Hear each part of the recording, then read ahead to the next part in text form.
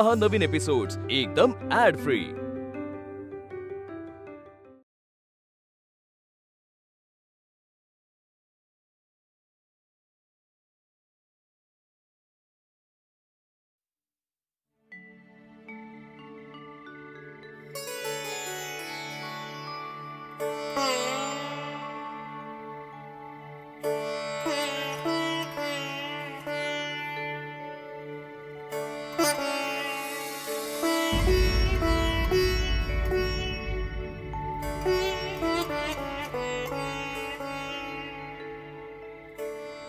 उमा, तू न बोलताही तुझ्या मनीची व्यथा समजू शकते हो मी।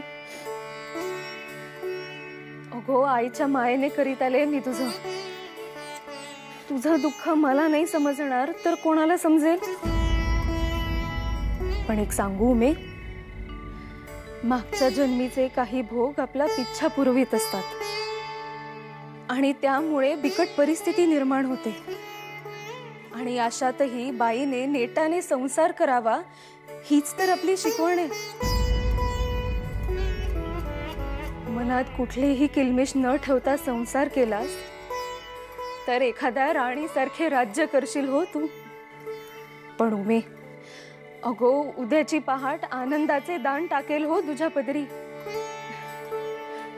बघ बरे, हसलीस की किती छान दिसतेस ते, नाहीतर मगाशी अगो तुझा दुर्मुखलेला चेहरा पाहून बयोने मात्र धास्तीच घेतलीये हो।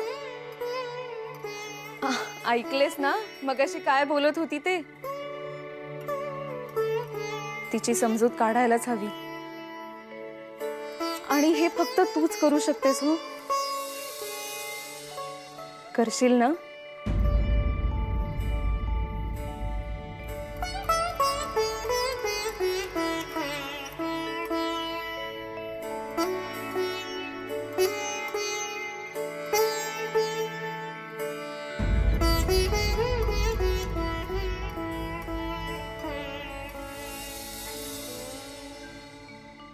महादेव दादा, शेवटी चिटकीन दूध दिलेच नाही। म्हणजे तू काय बघत होतीस का? हो। अगं, तसं नाही करायचं, मग ती चिटकीण येत नाही। एका कोपऱ्यात डोळे बंद करून बस आणि जप करत राहा, चिटकीण चिटकीण दूध दे, चिटकीण चिटकीण दूध दे, असं। मग ती येते चिटकीण। चिटकीन चिटकीन दूध दे, चिटकीन चिटकीन दूध दे, चिटकीन चिटकीन दूध दे, चिटकीन चिटकीन दूध दे। उमाते, तुझे लग्न ठरले ह्याचं तुला वाईट वाटतंय का ग? नाही ग बाई, आणि तुला कोणी सांगितलं? अगं, माझं लग्न म्हणजे या घरात साऱ्यांचीच डोकेदुखी झाली होती। साऱ्यांच्या माना खाली जात होत्या त्यामुळे, आणि एकदाचे ते लग्न ठरले। तुला माहितीये, तुझ्या लग्नापेक्षाही माझ्या लग्नाचा जास्त आनंद आहे हो सगळ्यांना। मग मी टिपे का गाळीन? तेच तर विचारतेय मी, तू रडत का होतीस? मला आपले वाटले तुला नवरा पसंत नाही म्हणून तू रडत होतीस। पसंत? अगं, आपल्या पसंतीचा इथे प्रश्नच कुठे येतो बयो? मोठ्यांनी सांगायचे आणि आपण तसे करायचे, हीच तर रीत आहे ना। अगं हो, मी रडत होते हे खरे, कारण आता मी हे घर सोडून जाणार। पुन्हा मी कधी येईन, कशी येईन, बाकी काही नाही हो। मला आपलं वाटलं तुझा नवरा म्हातारा आहे। अगो, त्यात काय एवढे? उद्या आपणही होऊच की म्हातारे। आणि मी बघितलंय त्यांना देवळात, गावात फार मान आहे त्यांना, माझी खात्री आहे। वडिलकीच्या नात्याने फार चांगला सांभाळ करतील ते माझा। असा नवरा साऱ्यांना नाही हो लाभत, त्यासाठी विशेष भाग्य लागते माझ्यासारखे। हां, आता माझ्या मनावरचे ओझे उतरले। तू आनंदात आहेस ना, मग झाले तर। अगं, नुसती आनंदात नाही, सुखाच्या स्वप्नात आहे असं समजते.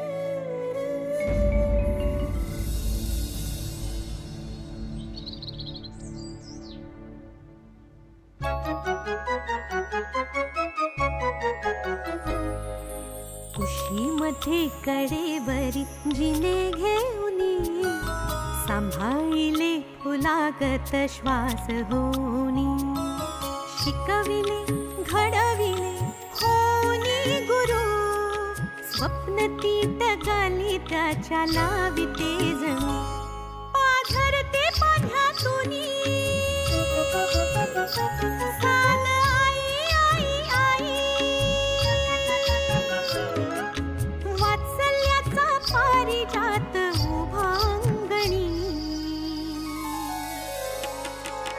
ऊनही मागते जिची सावली यशोदा यशोदा माय माऊली.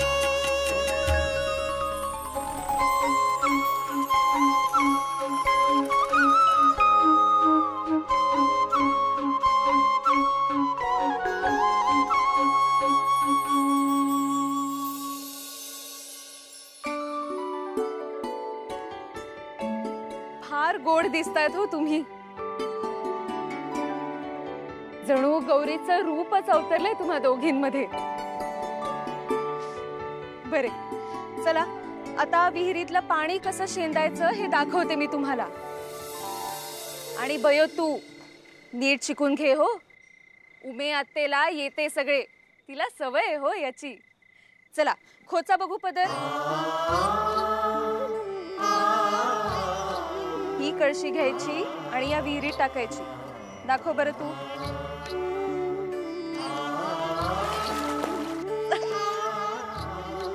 हे बघ आता हा रहाट असा हळूहळू वर फिरवायचा आणि असा ओढायचा. आता तो सावकाश हळू सावकाश पकड ती कळशी. हळू ओत बघू त्या कळशीत आता पाणी.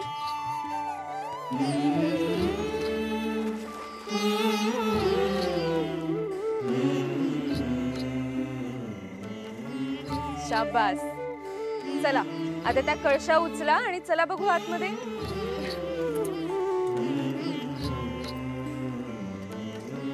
चल बाई.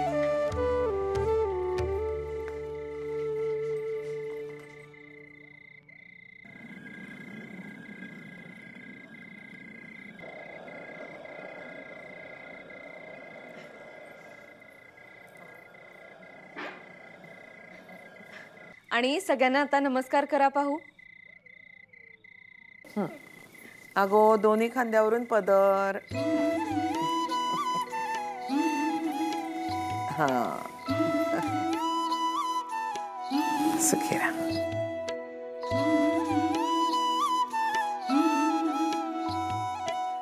छान.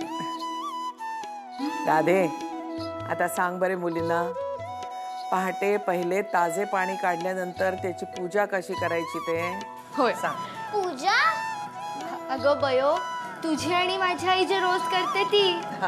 अगो पण त्यासाठी अंथरुणातून बाहेर यायला हवे ना पहाटे. बयोची आपली लोण फुगडी चाललेली असते तेव्हा. काय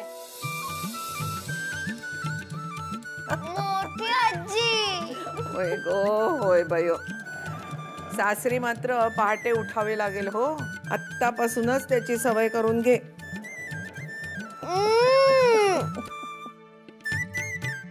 अगो माहेर येशील तेव्हा नीज हवी तेवढी, पण आता मात्र पहाटेची सवय कर. बरे उमा ते घंगाळ घे पाहू. ठेव इथे. आता या कळशीतले पाणी या घंगाळात होता. सावकाश हो.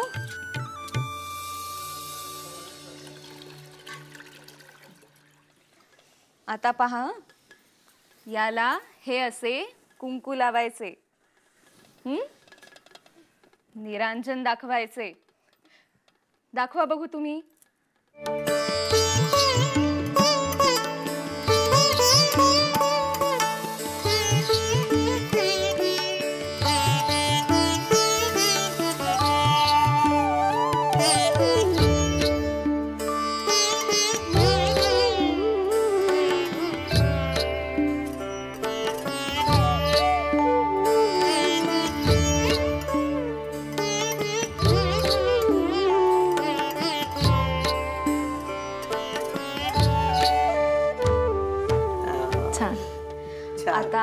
हात जोडून मनापासून प्रार्थना करायची. म्हणा बघू माझ्या मागे. या स्वच्छ शुद्ध पाण्याने साऱ्यांची तहान शांत होवो. या स्वच्छ शुद्ध जलाने सगळ्यांची तहान शांत हो. स्वयंपाकाची रुची वाढो. स्वयंपाकाची रुची वाढव. आणि लहान थोर गाई गुर झाडमाड या पाण्याने तृप्त हो. लहान थोर गाई गुर झाडमाड या पाण्याने तृप्त हो. जलदेवतेची सदैव कृपा राहो. जलदेवतेची सदैव कृपा राहो. किती छान. मोठी आजी, मला हे खूपच आवडले. आवडणारच. बरे का बयो, आपले पूर्वज सांगतात पृथ्वी, आप, तेज, वायू आणि आकाश ही पंचमहाभूते आहेत म्हणून आपण आहोत हो. आपली सृष्टी यांच्याचमुळे आहे आणि आपला देहही. तेव्हा या साऱ्यांप्रती कृतज्ञता भाव हवा म्हणून आपण पाण्याची आणि चुलीतल्या अग्नीची पूजा करतो. मी माझ्या मुलांना हे सारे शिकवीन. चाले आलीची मुलं. अगं बयो, मुले होण्यासाठी बायकांना कोणत्या आंबट गोड दिव्यातून जावे लागते तूच ठाऊक नाही अजून. इथे ठीक आहे, सासरी असे सारखे मुले मुले करू नकोस हो. चिडवून भंडावून सोडतील तुला. पुरे झाला ग चाटळपणा. बरे का बयो, उमा, सासरी गेल्यावर ब्राह्ममुहूर्तावर पाण्याची पूजा करायची हे पक्के ध्यानात असू द्या हो. आता पुढचा धडा. सुभद्रा सांगेल ते पदार्थ तयार करायचे. मी पूजा करून येईपर्यंत पदार्थ तयार झाले असले पाहिजेत हो. काय? हो. हा, करा. आई आई का परमेश्वरा. आई, कोणता पदार्थ करू आम्ही? आजी, काकडीची कोशिंबीर करू. हे म्हणे काकडीची कोशिंबीर करूया.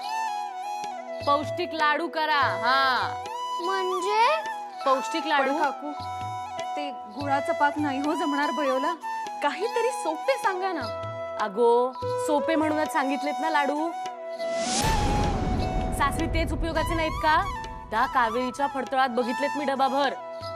नवऱ्यासाठी म्हणून करते, मी स्वतःच मटकावीत असते येता जाता. म्हणून बयोला त्यातच तरबेज करूया, म्हणजे आजे सासू तरी खुश राहील. कसे? बरे. ऐका ग पोरींनो, आता जिन्नस आणि कृती मी समजावून सांगते, ती नीट लक्ष देऊन ऐका. आणि मग आपल्या जीवावर करा. मदत घ्यायची नाही. आम्ही मुळी फिरकणारच नाही इकडे, कळले? हो. ए राधे, तिकडे लाडवांसाठीचे जिन्नस काढून ठेवले ते घेऊन ये इकडे. हो, आणते.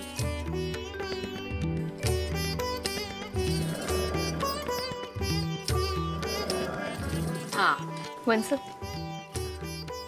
हे बघा, हे सगळे लाडवाला लागणारे जिन्नस. आता यातले 2 माप शेंगदाण्याचे, त्याच्या निम्मे पांढरे तीळ, त्याच्या निम्मी खसखस, शेंगदाण्याइतकेच किसलेले सुके खोबरे, मूठभर खारकेचे तुकडे, 4 चिमट्या वेलची पूड आणि पाकासाठी शेंगदाण्याइतकाच गुळ चिरून घ्यायचा. नाही काकू आजी, हे खूपच अवघड आहे. मला नाही जमायचे. अगो, झाले. लढाई सुरू व्हायच्या आधी शस्त्र टाकले. अगो, सासरी असे म्हणाली तर कसे व्हायचे? अगो बयो, प्रयत्न तर कर, जमेल बघ तुला. कृती अगदी सोपी आहे.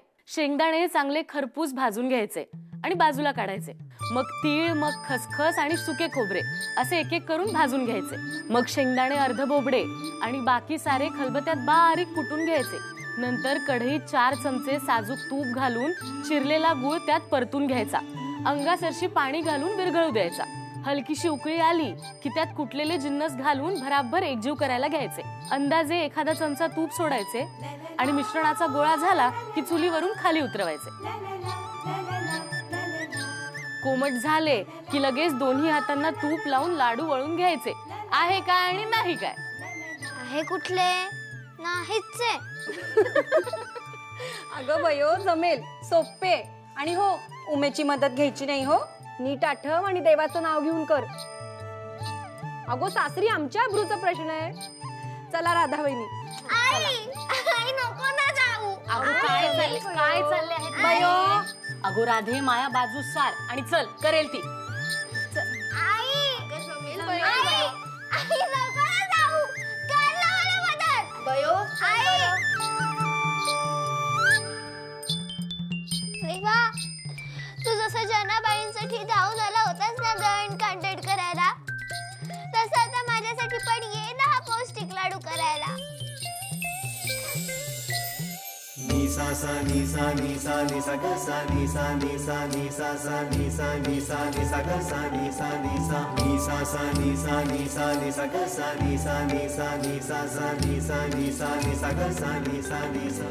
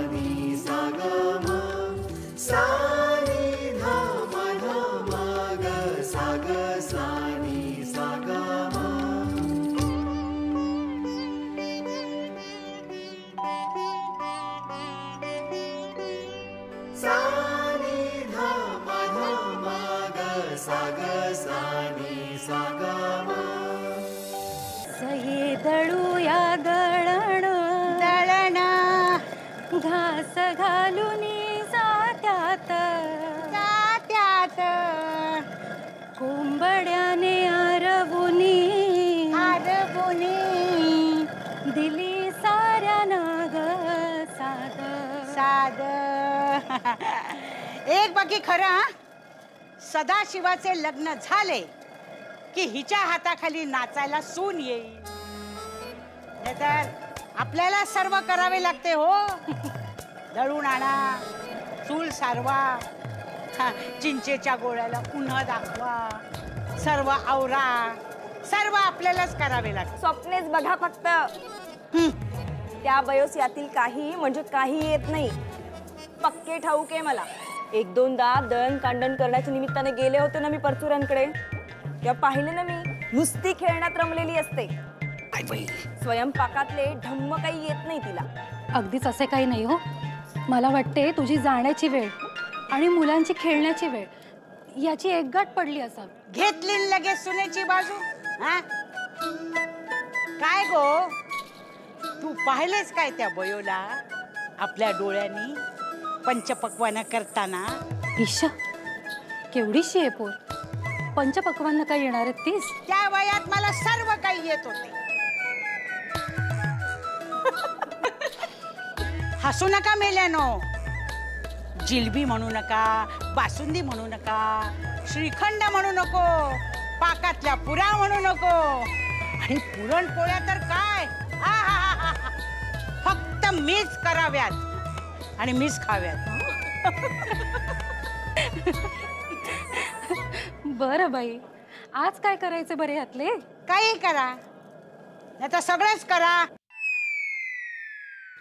हसू नका मेल्यानो. आता मलाच करून घाला दुधातलं तुपातलं. कष्ट करून करून नुसती वाळले हो मी. अगदी खरंय बाई. मला वाटते आटीव बासुंदीच करते मी. लाडी गोडी लावू नका. तुमच्या सुनेस काही येत नाही हे तर खरेच आहे, पण तू तिला पदराड घेण्याचा प्रयत्न केलास तर ते खपून घेणार नाही आम्ही, सांगून ठेवते. हा काय गोदे मग? आणि बयोची सुटका नाहीच. हा ऐक, सान्यांच्या घरची सून आहे, स्वयंपाक हा यायलाच हवा. बरोबर. नाहीतर मग उठता बसता लाथा बुख्यानी मार खाईल आणि होईल तयार माझ्या तालमीत. काय सासूबाई, तू झालीस तशी.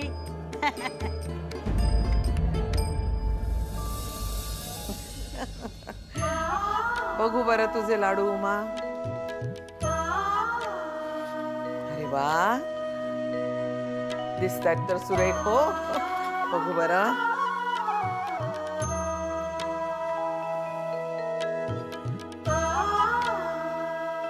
सुरेख झालेत हो लाडू. आमची उमा आहेच तशी सुगरण.